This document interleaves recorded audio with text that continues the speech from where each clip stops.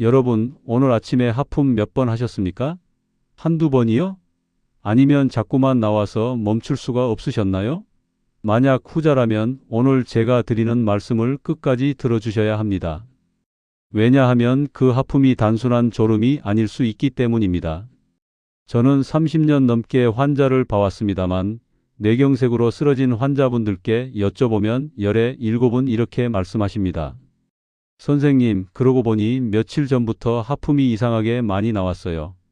그때 알아챘더라면, 그때 병원에 오셨더라면 하는 안타까운 마음이 얼마나 큰지 모릅니다. 안녕하세요. 100세 시대 건강지킴이입니다. 오늘도 저와 함께 건강한 100세를 준비해 주셔서 감사합니다. 혹시 아직 구독과 좋아요 안 누르신 분들은 지금 바로 눌러주세요. 여러분의 구독 한 번이 더 많은 어르신들께 이 중요한 건강 정보를 전할 수 있는 힘이 됩니다. 알림 설정까지 해주시면 앞으로 올라오는 영상 놓치지 않으실 수 있습니다. 자, 이제 본격적으로 시작하겠습니다. 오늘 제가 말씀드릴 주제는 뇌경색의 초기 신호 7가지입니다. 그 중에서도 특히 하품에 대해서 자세히 말씀드리려고 합니다. 많은 분들이 뇌경색하면 갑자기 쓰러지는 것, 한쪽 팔다리에 힘이 빠지는 것만 생각하십니다. 물론 맞는 말씀입니다. 하지만 그건 이미 뇌경색이 상당히 진행된 후의 이야기입니다. 우리 몸은 그 전에 반드시 신호를 보냅니다. 작은 신호, 무심코 지나치기 쉬운 신호 말입니다. 그 신호를 알아채느냐 못 알아채느냐가 생사를 가르고 이후 삶의 질을 완전히 바꿔놓습니다. 제가 기억하는 환자분 한 분 말씀드리겠습니다. 김영수 씨라고 부르겠습니다. 68살의 남성분이셨는데 은퇴 후 건강관리를 잘하시는 편이셨어요. 매일 아침 공원도 산책하시고 식사도 짜지 않게 드시려고 노력하시는 분이셨습니다. 그런데 어느 날 아침 이분이 이상함을 느끼셨대요. 평소에도 아침에 하품 한두 번은 하셨는데 그날따라 하품이 멈추질 않았다는 겁니다. 아침밥 먹으면서 하품, 신문 보면서 하품, 산책 나갔는데도 계속 하품. 전날 못 잔 것도 아닌데 왜 이러나 싶으셨대요. 부인께서 옆에서 여보, 왜 이렇게 피곤해? 어디 아픈 거 아니야? 하고 물으셨는데 본인은 그냥 나이 먹으니까 그런가 보다 하고 넘기셨답니다. 그런데 그로부터 이틀 후에 어떤 일이 벌어졌는지 아십니까? 김영수 씨가 아침에 일어나시는데 왼쪽 팔에 힘이 하나도 없으신 겁니다. 말씀도 어눌해지시고요. 부인께서 깜짝 놀라서 바로 119에 전화를 하셨고 응급실로 오셨습니다. 검사 결과 뇌경색이었습니다. 다행히 빨리 오셔서 큰 후유증 없이 회복하셨지만 이분이 저한테 뭐라고 하셨는지 아십니까? 선생님, 그 하품이 신호였던 거군요. 그때 알았으면 더 빨리 왔을 텐데. 이 말씀이 저한테는 평생 잊히지 않습니다. 그래서 오늘 저는 여러분께 뇌가 보내는 7가지 신호에 대해 낱낱이 말씀드리려고 합니다. 첫 번째는 방금 말씀드린 과도한 하품입니다. 자, 왜 하품이 뇌경색의 신호가 되는 걸까요? 이게 굉장히 중요합니다. 우리가 하품을 하는 이유가 뭡니까? 보통은 졸리거나 피곤할 때 합니다. 그런데 의학적으로 보면 하품은 뇌에 산소를 공급하려는 반응입니다. 뇌가 산소가 부족하다고 느끼면 크게 숨을 들이마시게 만드는 거죠. 그게 하품입니다. 평상시에는 단순히 필요할 때 이런 반응이 나타납니다. 그런데 문제는 뇌로 가는 혈관이 막히기 시작할 때도 같은 현상이 나타난다는 겁니다. 뇌혈관이 좁아지거나 막히면 뇌의 산소 공급이 줄어들잖아요. 그러면 뇌가 산소를 더 받아들이려고 하품을 유발하는 겁니다. 미국 뇌졸중학회에서 발표한 연구에 따르면 뇌경색이 발생하기 수시간에서 수일 전에 평소와 다르게 잦은 하품을 경험한 환자가 전체의 약 70%에 달했습니다. 70%입니다. 여러분, 10명 중 7명이 하품으로 경고를 받았는데도 대부분 그냥 지나쳤다는 이야기입니다. 그러면 어떤 하품이 위험한 걸까요? 단순히 졸려서 나오는 하품과 뭐가 다른 걸까요? 몇 가지 특징이 있습니다. 첫째, 충분히 잤는데도 하품이 계속 나옵니다. 전날 8시간 푹 주무셨는데 아침부터 하품이 쏟아진다면 주의하셔야 합니다. 둘째, 1시간에 3번 이상 하품이 나옵니다. 보통 사람이 깨어있는 동안 하품을 하는 횟수가 하루에 평균 5번에서 10번 정도입니다. 그런데 1시간에 서너 번씩 나온다면 이건 정상이 아닙니다. 셋째, 하품을 해도 개운하지 않습니다. 보통 하품을 하면 시원하고 개운한 느낌이 들잖아요? 그런데 뇌에 산소 공급이 안 되는 상황에서 나오는 하품은 해도 개운하지 않고 계속 피로감이 남습니다. 넷째, 다른 증상과 함께 나타납니다. 가벼운 두통이 있다거나 한쪽 손이 저릿한 느낌이 있다거나 말이 평소보다 느리게 나온다거나 하는 증상과 함께 하품이 많다면 이건 절대로 무시하시면 안 됩니다.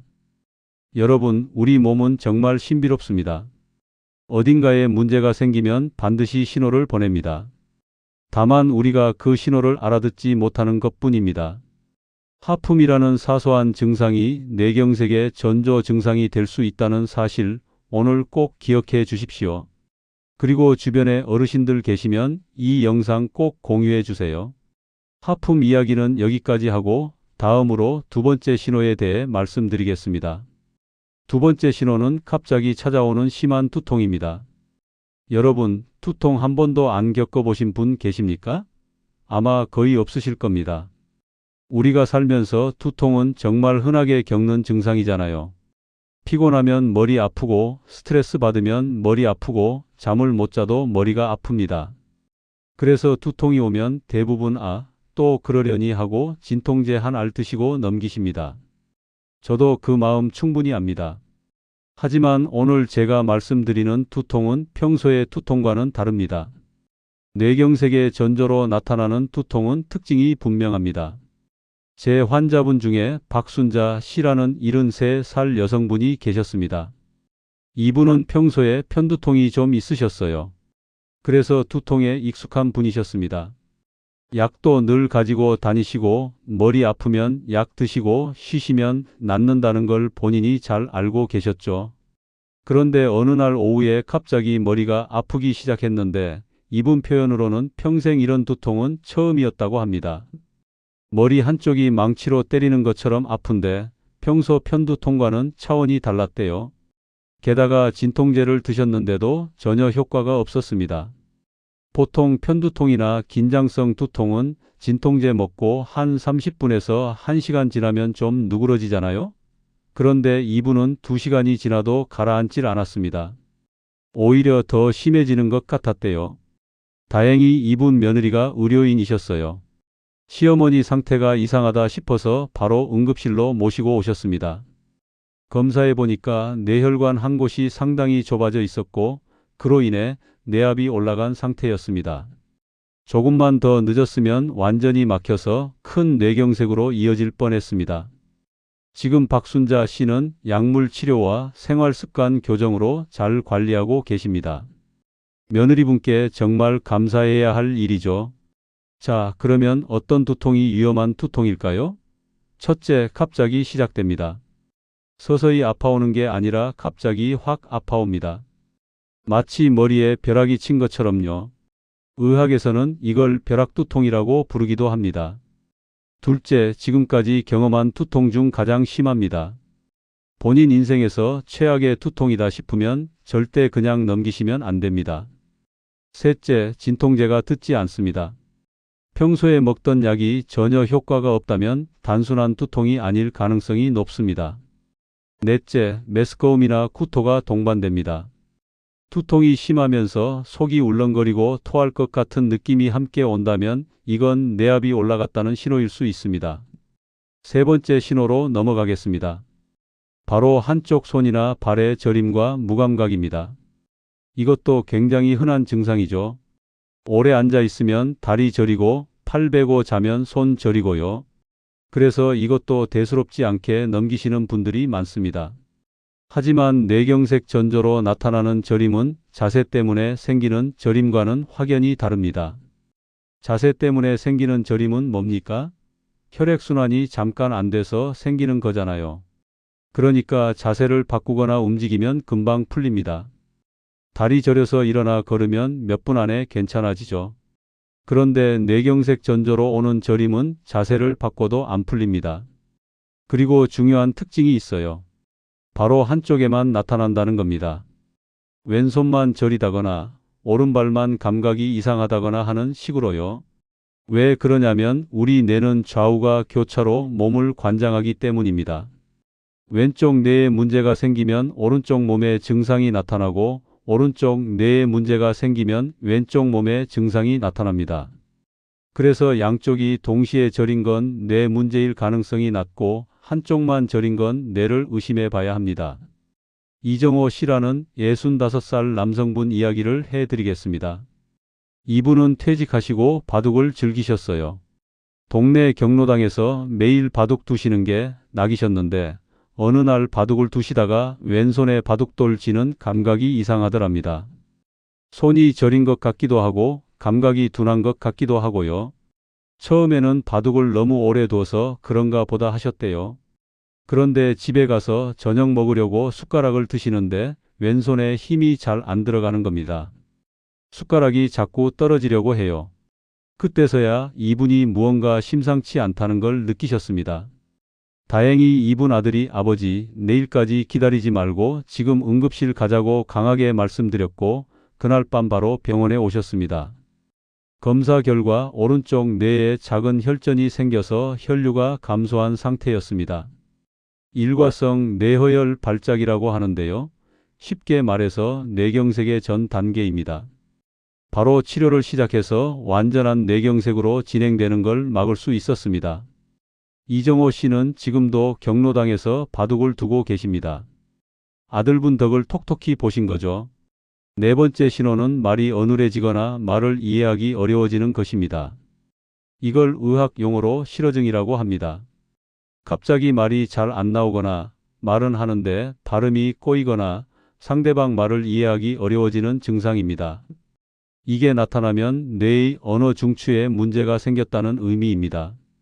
대개 왼쪽 뇌에 언어 중추가 있는데 그쪽 혈류에 이상이 생기면 말과 관련된 문제가 나타납니다. 최영희 씨라는 71살 여성분이 계셨습니다.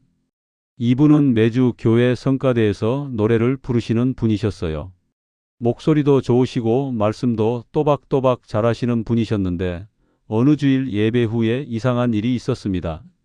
성가대 연습을 마치고 친구분들과 인사를 나누시는데 갑자기 하고 싶은 말이 입에서 안 나오더랍니다. 머릿속에는 분명히 다음 주에 봐요라는 말이 있는데 입으로 나오질 않는 거예요. 겨우 말을 하려고 하니까 발음이 이상하게 꼬여서 본인도 뭐라고 하는지 모르겠더랍니다. 친구분들이 놀라서 언니 괜찮아? 하고 물었는데 본인은 고개만 끄덕일 수밖에 없었대요. 이분도 다행히 친구분들이 바로 119를 불렀습니다. 그런데 더 무서운 건 뭐냐면요. 병원에 도착했을 때는 증상이 많이 좋아져 있었어요. 말도 다시 나오고 발음도 괜찮아졌습니다. 그래서 에이, 괜히 왔나 하실 수도 있잖아요. 하지만 검사를 해보니까 왼쪽 뇌의 혈류 감소 소견이 분명히 있었습니다. 증상이 사라졌다고 해서 위험이 사라진 게 아니었던 겁니다. 이런 일시적인 증상은 뇌경색이 임박했다는 아주 강력한 경고 신호입니다. 절대로 좋아졌으니까 됐다 하고 넘기시면 안 됩니다. 다섯 번째 신호는 한쪽 눈이 갑자기 안 보이거나 시야가 흐려지는 것입니다. 눈은 뇌와 아주 밀접하게 연결되어 있습니다. 눈으로 들어온 시각 정보가 뇌로 가서 처리되는 건데 뇌로 가는 혈류에 문제가 생기면 눈에도 이상이 나타납니다. 특히 한쪽 눈만 갑자기 안 보이거나 커튼을 친 것처럼 시야 일부가 가려지는 느낌이 든다면 이건 뇌혈관 문제를 강하게 의심해야 합니다. 한상철 씨라는 69살 남성분 이야기입니다. 이분은 아침에 세수를 하시다가 갑자기 왼쪽 눈이 안 보이는 거예요. 완전히 깜깜해진 건 아닌데 마치 눈앞에 장막이 드리워진 것 같았대요. 이분이 처음에는 비누가 눈에 들어갔나 싶으셨답니다. 눈을 씻어도 그대로예요. 그런데 한 5분쯤 지나니까 다시 보이더랍니다. 그래서 뭐지? 하면서 그냥 출근을 하셨어요. 다행히 그날 회사 동료분이 형, 그거 뇌 문제일 수 있어. 병원 가봐라고 말씀해 주셔서 점심시간에 병원에 오셨습니다. 역시나 뇌혈관에 협착이 있었고 바로 치료를 시작했습니다. 그 동료분 아니었으면 어떻게 됐을지 모릅니다. 여러분, 오늘 말씀드린 신호들 기억하셔야 합니다. 잦은 하품, 갑작스럽고 극심한 두통, 한쪽 손발의 저림, 말이 어눌해지는 증상, 한쪽 눈의 시야 이상. 이 중에 하나라도 해당되시면 절대로 그냥 넘기지 마십시오. 자, 이제 6번째 신호로 넘어가겠습니다. 바로 갑자기 어지럽거나 균형을 잡기 어려워지는 증상입니다. 어지러움도 참 흔한 증상이죠. 빈혈 있으신 분들, 저혈압 있으신 분들은 일어설 때마다 핑 도시잖아요. 이석증 있으신 분들은 고개만 돌려도 세상이 빙글빙글 돌고요. 그래서 어지럽다고 하면 대부분 또 그러려니 하고 넘기십니다. 하지만 뇌경색의 전조로 오는 어지러움은 좀 다릅니다. 가장 큰 특징은 갑자기 찾아온다는 것, 그리고 다른 증상과 함께 나타난다는 것입니다. 김명자 씨라는 76살 여성분 이야기를 해드리겠습니다. 이분은 오랫동안 이석증을 앓고 계셨어요. 그래서 어지러움에는 도 같은 분이셨습니다. 어지러우면 가만히 누워서 쉬면 낫는다는 것, 고개를 급하게 돌리면 안 된다는 것, 본인이 다 알고 계셨죠. 그런데 어느 날 아침에 어지러움이 왔는데 평소와 달랐대요. 이석증은 보통 고개를 돌리거나 자세를 바꿀 때 심해지잖아요. 그런데 그날은 가만히 누워 있어도 어지러운 거예요. 천장이 빙빙 도는 게 아니라 몸 전체가 한쪽으로 기우는 느낌이었답니다. 일어나려고 하니까 균형이 안 잡혀서 벽을 짚어야 했고요. 이분이 이건 이석증이 아닌데 하고 느끼셨대요. 자기 몸의 증상을 오래 겪어보셨으니까 뭔가 다르다는 걸 아신 거죠. 게다가 그날따라 왼손도 좀 둔한 느낌이 있었대요. 이분이 현명하셨던 게 본인이 직접 119에 전화를 하신 겁니다. 병원에 오셔서 검사를 해보니까 손해로 가는 혈관에 문제가 있었습니다. 손해가 어딘지 아시죠? 뇌 뒤쪽 아래에 있는 부분인데 우리 몸의 균형과 조화로운 움직임을 담당합니다. 여기에 혈류가 부족하면 어지럽고 비틀거리게 됩니다. 김명자 씨는 본인 몸의 신호를 정확히 읽으셨기 때문에 화를 면할 수 있었습니다. 여러분, 어지러움이 올 때 이런 특징이 있으면 주의하셔야 합니다. 첫째, 가만히 있어도 어지럽습니다.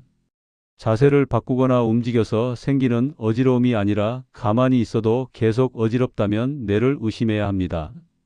둘째, 한쪽으로 자꾸 쏠립니다. 걸으려고 하면 한쪽으로 자꾸 기울어지거나 벽을 짚지 않으면 똑바로 못 걷는다면 위험 신호입니다. 셋째, 구역질이나 구토가 동반됩니다. 속이 심하게 울렁거리면서 어지럽다면 단순한 어지러움이 아닐 수 있습니다.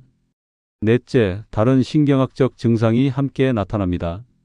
손발 저림, 말 어눌함, 시야 이상 같은 것들과 함께 어지러움이 온다면 이건 거의 확실하게 뇌의 문제입니다. 7번째 신호입니다. 마지막인데요. 바로 갑작스러운 혼란이나 인지 기능 저하입니다. 이건 조금 설명이 필요합니다. 갑자기 시간과 장소가 헷갈린다거나 평소에 잘 알던 것을 모르겠다거나 간단한 계산이 안 된다거나 가족 얼굴은 아는데 이름이 갑자기 생각 안 난다거나 하는 증상들입니다. 치매 증상과 비슷해 보이시죠? 맞습니다. 비슷합니다. 하지만 결정적인 차이가 있어요. 치매는 서서히 진행됩니다. 몇 달, 몇 년에 걸쳐서 천천히 나빠지죠. 그런데 뇌경색 전조로 오는 인지 기능 저하는 갑자기 나타납니다. 어제까지 멀쩡했는데 오늘 갑자기 이상해지는 겁니다. 정태수 씨라는 68살 남성분 이야기입니다. 이분은 퇴직하시기 전에 회계사로 일하셨어요. 숫자에 아주 밝으신 분이셨습니다. 퇴직하신 후에도 동네 상가 번영의 회계를 맡으셨을 정도로 머리가 또렷하신 분이셨어요. 그런데 어느 날 상가 번영의 회의를 하시는데 간단한 덧셈이 안 되더랍니다. 35만 원에서 8만 원 빼면 얼마냐, 이런 간단한 계산인데 머릿속이 하얘지면서 답이 안 나오는 거예요. 본인이 굉장히 당황하셨대요. 평생 숫자를 다뤄온 사람이 이런 계산을 못하다니요. 회의를 마치고 집에 가시는데 길이 헷갈리더랍니다. 30년 넘게 살던 동네인데 어디로 가야 집인지 갑자기 모르겠는 거예요. 다행히 정신을 차리시고 핸드폰으로 부인한테 전화를 하셨습니다. 부인께서 바로 나오셔서 모시고 응급실에 오셨고요. 검사 결과 뇌혈관 일부가 상당히 좁아져 있었고 뇌의 일부 영역에 혈류가 부족한 상태였습니다. 바로 치료를 시작해서 더 큰 문제를 막을 수 있었습니다. 정태수 씨는 지금도 상가 번영의 회계를 보고 계십니다. 그때 빨리 병원에 안 오셨으면 어떻게 됐을지 생각만 해도 아찔하다고 하십니다. 자, 지금까지 뇌경색의 7가지 전조 증상을 말씀드렸습니다. 정리해 드릴게요. 첫째, 잦은 하품. 충분히 잤는데도 하품이 계속 나온다면 주의하세요. 둘째, 갑작스럽고 극심한 두통. 평생 최악의 두통이다 싶으면 바로 병원 가세요. 셋째, 한쪽 손발의 저림이나 무감각. 자세를 바꿔도 안 풀리면 위험 신호입니다. 넷째, 말이 어눌해지거나 말을 이해하기 어려움. 언어 중추에 문제가 생긴 겁니다. 다섯째, 한쪽 눈의 시야 이상. 갑자기 한쪽 눈이 안 보이거나 흐려지면 뇌혈관을 의심하세요. 여섯째, 갑작스러운 어지러움과 균형장애. 가만히 있어도 어지럽고 한쪽으로 쏠린다면 손의 문제일 수 있습니다. 일곱째, 갑작스러운 혼란과 인지 기능 저하. 어제까지 멀쩡했는데 오늘 갑자기 헷갈린다면 절대 그냥 넘기지 마세요. 여러분, 이 7가지 중에서 가장 중요한 게 뭔지 아십니까? 바로 갑작이라는 겁니다. 뇌경색 전조 증상의 핵심은 갑작스러움입니다. 서서히 나타나는 증상은 다른 원인인 경우가 많아요.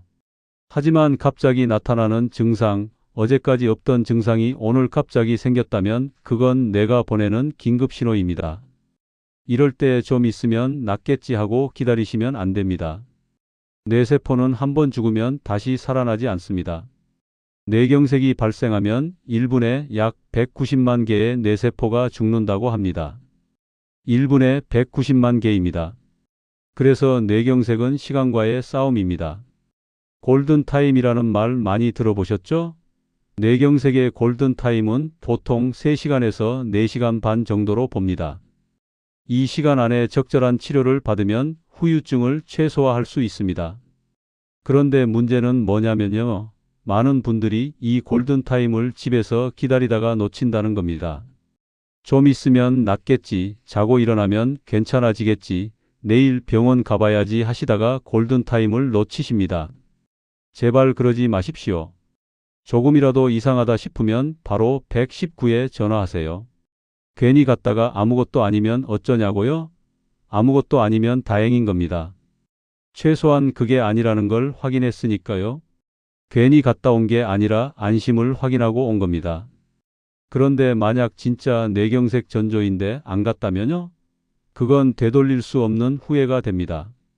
저한테 오시는 환자분들 중에 후유증이 심하신 분들은 대부분 골든타임을 놓친 분들입니다.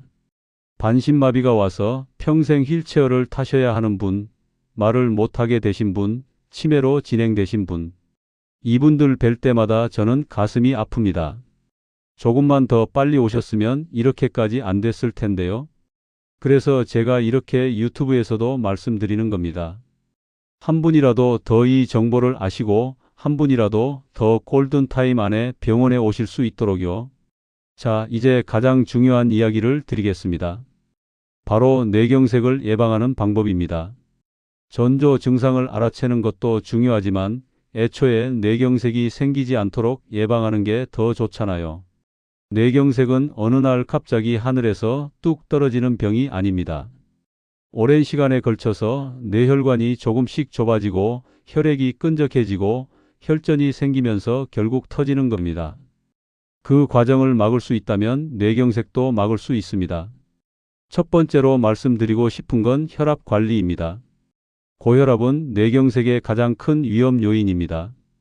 혈압이 높으면 뇌혈관에 지속적으로 압력이 가해지잖아요. 그러면 혈관벽이 손상되고 거기에 찌꺼기가 쌓이면서 혈관이 좁아집니다. 우리나라 어르신들 중에 혈압약 드시는 분들 정말 많으시잖아요. 그런데 문제는 뭐냐면 오늘은 혈압이 괜찮은 것 같아서 하고 약을 안 드시는 분들이 계세요. 절대 그러시면 안 됩니다. 혈압약은 혈압이 높아서 먹는 게 아니라 혈압이 높아지지 않게 하려고 먹는 겁니다. 하루라도 빼먹으시면 안 돼요. 평생 친구라고 생각하시고 매일 꼬박꼬박 드셔야 합니다. 두 번째는 혈당 관리입니다. 당뇨가 있으신 분들은 뇌경색 위험이 2배에서 4배까지 높아집니다. 왜냐하면 혈당이 높으면 혈액이 끈적끈적해지거든요. 끈적한 피는 잘 안 흐르고 혈전도 잘 생깁니다. 당뇨 있으신 분들 혈당 관리 철저히 하셔야 합니다. 단 음식 줄이시고 흰 쌀밥보다는 잡곡밥 드시고 식후에 가볍게 산책이라도 하세요. 혈당약이나 인슐린 처방받으신 분들은 꼭 지시대로 드시고요. 세 번째는 콜레스테롤 관리입니다. 콜레스테롤이 높으면 혈관벽에 기름때처럼 찌꺼기가 쌓입니다. 이게 쌓이고 쌓이면 혈관이 점점 좁아지죠. 결국 막혀버리면 그게 뇌경색입니다. 기름진 음식 줄이시고 삼겹살이나 튀김 같은 건 가끔만 드세요. 등 푸른 생선 자주 드시면 좋습니다. 고등어, 삼치, 꽁치 같은 생선에는 오메가3 지방산이 풍부해서 혈관 건강에 도움이 됩니다. 콜레스테롤 약 처방 받으신 분들은 역시 꼬박꼬박 드셔야 하고요. 네 번째는 금연입니다. 담배 피우시는 분들 제가 정말 간곡히 말씀드립니다. 담배를 끊으셔야 합니다. 담배 연기에는 수천 가지 유해 물질이 있는데 그중 많은 것들이 혈관을 손상시킵니다.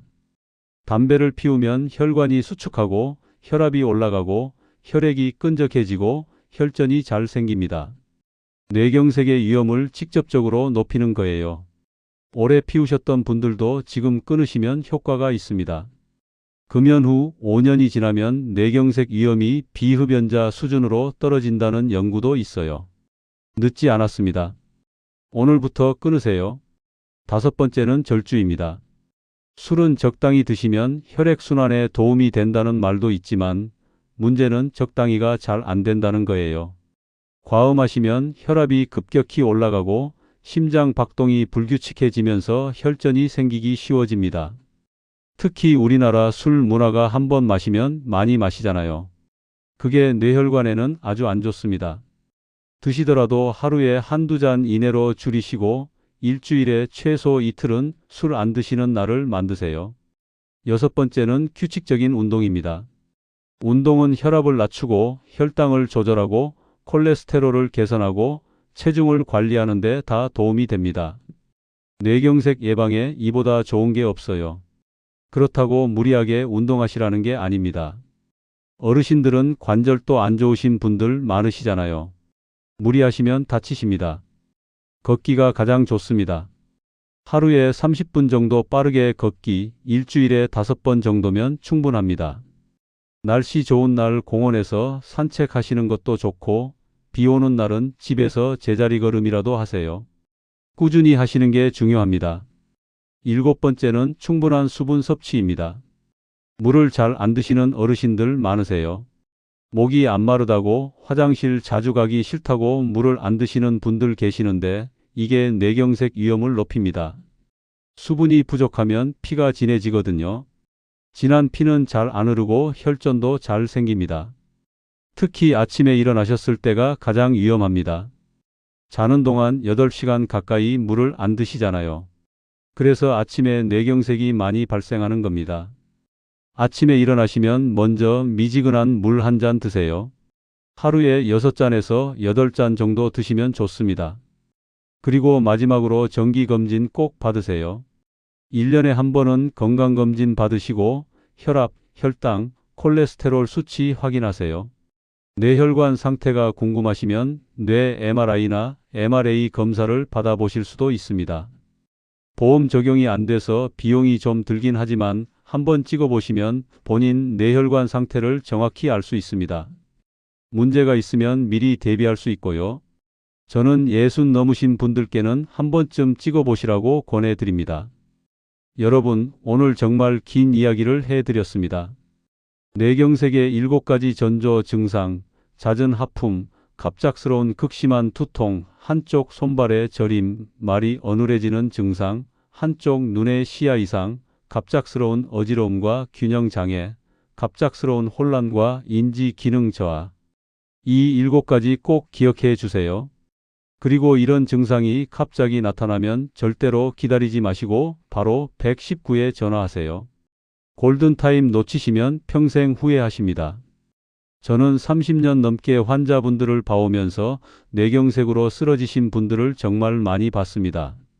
후유증 없이 회복하신 분들, 반신마비로 남은 인생을 보내셔야 하는 분들, 안타깝게 떠나신 분들. 그 차이가 뭐였냐면요.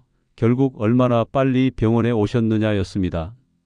전조 증상을 알아채고 빨리 오신 분들은 대부분 잘 회복하셨습니다. 그래서 저는 이렇게 유튜브에서 계속 말씀드리는 겁니다. 한 분이라도 더 이 정보를 알고 계시면 그만큼 더 많은 분들이 건강하게 100세를 맞으실 수 있으니까요. 오늘 영상이 도움이 되셨다면 좋아요 한번 눌러주세요. 그리고 아직 구독 안 하신 분들은 구독도 부탁드립니다. 여러분의 구독과 좋아요가 저한테는 더 좋은 건강 정보를 전해드릴 수 있는 큰 힘이 됩니다. 주변에 어르신들 계시면 이 영상 꼭 공유해 주세요. 부모님께, 이웃 어르신들께 보내드리세요. 그분들의 건강을 지키는 첫걸음이 될 수 있습니다. 오늘도 100세 시대 건강지킴이와 함께해 주셔서 감사합니다. 여러분 건강하게 오래오래 사세요. 저는 다음 영상에서 또 뵙겠습니다. 감사합니다.